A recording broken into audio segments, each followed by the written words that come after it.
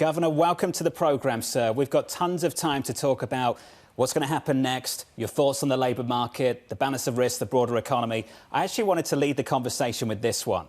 Governor, what was your experience like? I'm sure this was unexpected 12 months ago. What was it like walking into the room, and was it different to what you expected?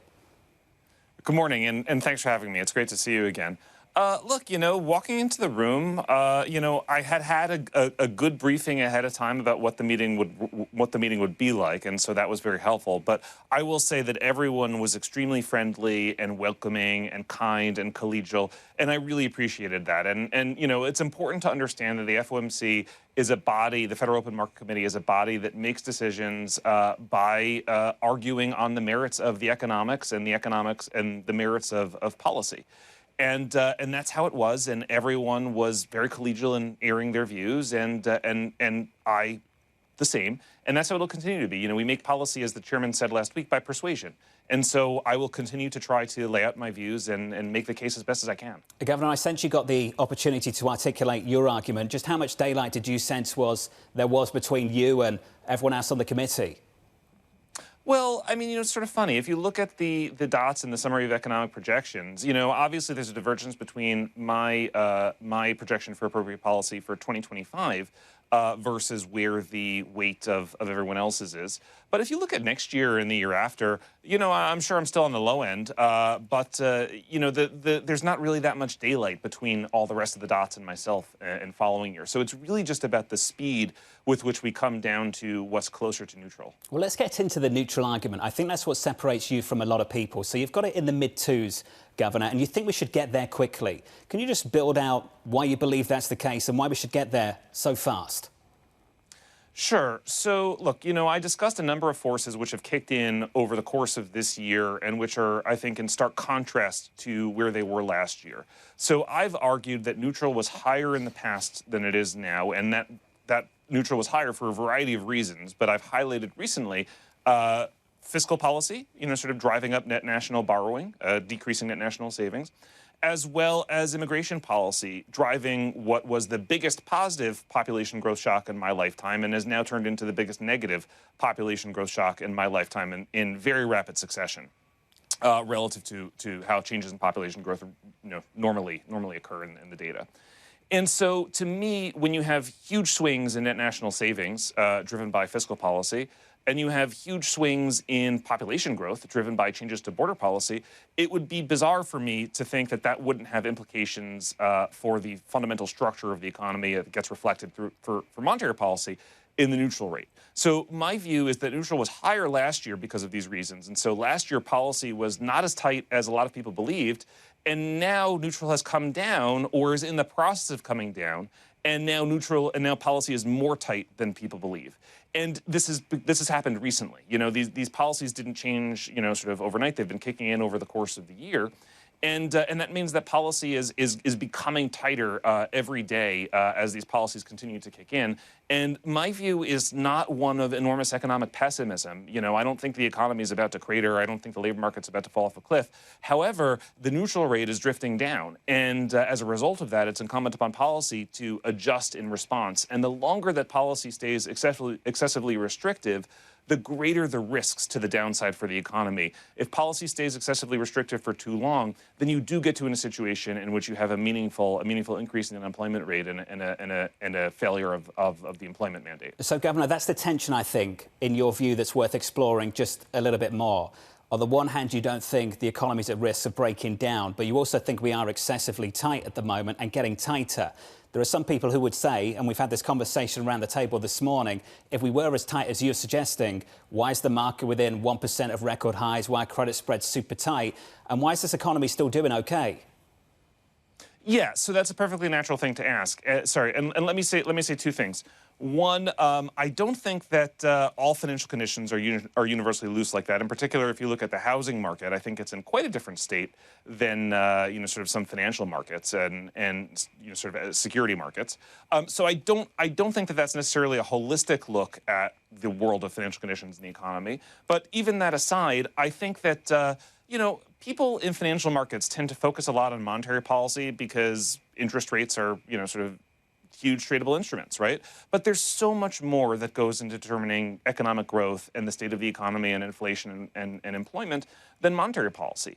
And I think that attributing all changes in financial assets to monetary policy can be a mistake. And in particular, that's what I tried to do in my speech. Was to draw out some of these effects from non-monetary policies that are affecting the economy and, of course, therefore also financial markets. And so, if you have changes in tax policy, right, like significant incentives for investing that lower the effective tax rate on capital, of course, that's going to get reflected into capital assets.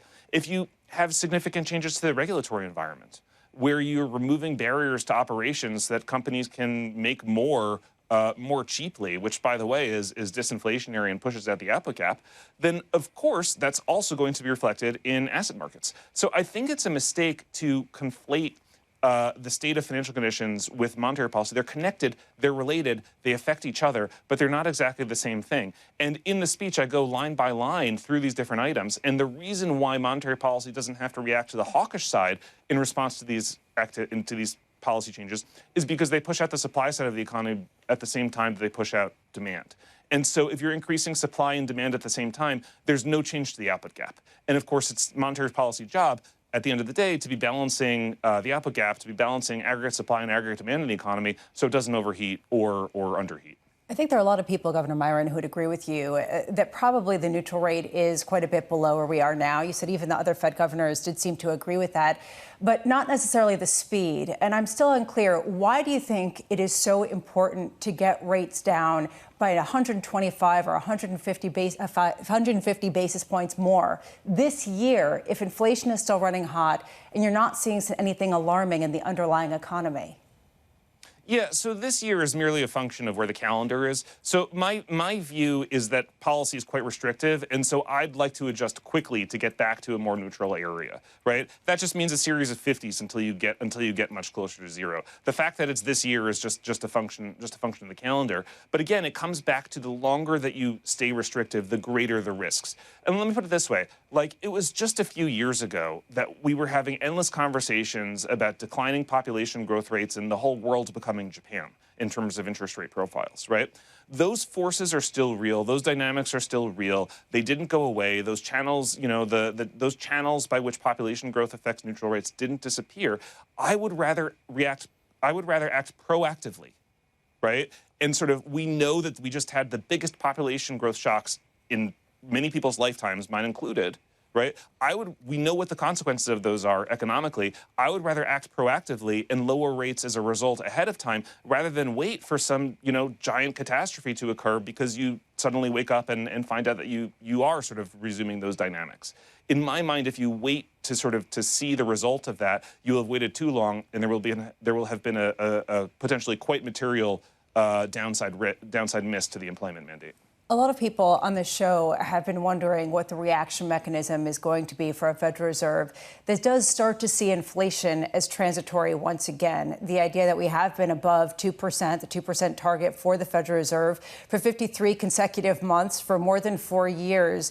If there is an upsurge in inflation, how long are you willing to look through that if you are cutting rates before you say, hold on a second, maybe we need to stop?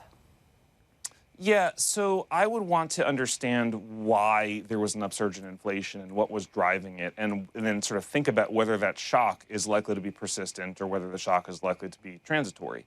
And it's the nature of the shock. It's not just is inflation higher for a certain number of months, it's why is it higher or why is it lower? And how long are those shocks likely to persist?